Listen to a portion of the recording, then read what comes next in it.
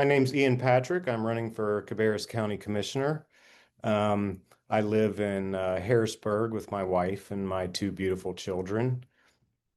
I went to UNC Charlotte with and received two degrees, a Bachelor of Architecture and a professional degree, a Bachelor of Architecture. And I'm running because I was recently appointed to the commission by the Cabarrus County Republican Party. And as you know, that term will expire in November. And that's simply not enough time for me to get done what I'd like to get done. Thank you. What is one thing you'd like to accomplish in your first 6 months in the next term? Well, first 6 months, as you may or may not know, we are facing an almost $14 million budget deficit, and it is budget season. And so that is my main priority right now. Um, that deficit balloons to almost 27 million in fiscal year 28 and almost 66 million by fiscal year 2031. And so we really got to get a handle on that budget before we can tackle anything else. And so that is my number one priority. How would you use the county's role to support workforce participation and the quality of life for Cabarrus County residents? So I think, North Carolina probably does community colleges better than any state in the country. And I think RCCC probably is the best community college in the state. Um, and so I think that is our most powerful tool to support the workforce, especially in tech and pharmaceutical, right? The life sciences sectors, and things like that, and even sectors of trades, right? Skilled trades. And of course, those folks who go out and earn more money, of course, participate more in the economy, contribute more to the tax base, start businesses, hopefully, if the chamber can help them out. And so, if there's one area that we can support them the most, I think it would be in that community college system. Cabarrus County includes both fast-growing communities and areas facing economic challenges. How would you guide county policy and investment decisions to support balanced growth and opportunity across the entire county? Yeah, I saw that question. I thought it was sort of odd. I think what the county probably needs to do is just simply get out of the way. The private sector knows how to grow and organically grow the tax base, right? Um, I don't think we should be picking winners and losers. I think that we should be making it a predictable environment for businesses, a safe environment for businesses and families, so that they can plan for the future, plan for expansion, and find ways to support their families. If there's one thing that we could do to make that better, and this is complaints I've heard before, it's to maybe fast track the commercial building approval process so that a business could get up and running as quickly as possible.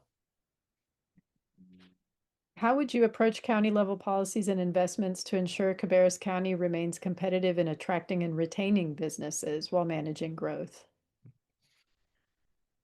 I'm board chair for a group called CPNI, and it's a nonprofit organization that goes around all of North Carolina and offers our expertise and our professional judgment to small rural towns that are struggling, towns that have had their industries move out, move overseas, they're losing jobs, they're losing hospitals, and we help them spur economic development. I think Cabarrus County does not have that problem. In fact, they have the opposite problem. We are just growing like gangbusters. And as I said in the earlier question, I really think if we just got out of the way, that the businesses we'd be even more attractive than we are now. We're very attractive. We have a good workforce, right? We have a good interstate highway system. Um, we have low taxes, relatively low crime, good public schools. Let's let do business what they do best. And how would you consider the impact of county decisions on the business community? I think their main decisions are putting up roadblocks, right? It's uh, environmental impact studies and uh, building permits and just kind of that slow process that when a business is ready to do something, they can't rely on their own timelines. They're sort of at the whim of the county. I've been through it myself, as an architect. Um, I'm I'm in month 6 of trying to get a building permit for a project in Mecklenburg County. I do not ever want to see that happen in Cabarrus County. Mecklenburg is the worst in the state of all the counties I've had to get a permit through. Gaston County is probably the best. I think Cabarrus County is probably somewhere in the middle. So let's fast track that process. As long as businesses are coming and abide by the residential or the zoning regulations, have their ducks in a row, have good designers, we should push them straight through so they can get to work. Thank you. And how would you approach decisions related to school capital investment to ensure facilities keep pace with growth, support student success, and remain fiscally responsible for taxpayers? Yeah, it's a bit of a pickle we're in because really the growth is coming from the municipalities because they have the utilities, right? They have the sewer and the water infrastructure. The county is not in that business. The county is not in the road business. But the municipalities really have no skin in the game when it comes to schools. The county is required by state statute to fund school facilities. Having said that, the statutes also require that the state fund operations. Well, I was surprised to find out that Cabarrus County supplements funding to the tune of $114 million a year for operations. So there's sort of three groups here that all have something to do with this problem, but yet it pretty much falls on the county to solve. And so I think we have to work with municipal leaders, we have to work with the legislature, and we have to take a serious look at how we can fund these schools, and who should be paying for the operational costs. Thank you very much for all of your answers. You have a couple of extra minutes if you want to add anything.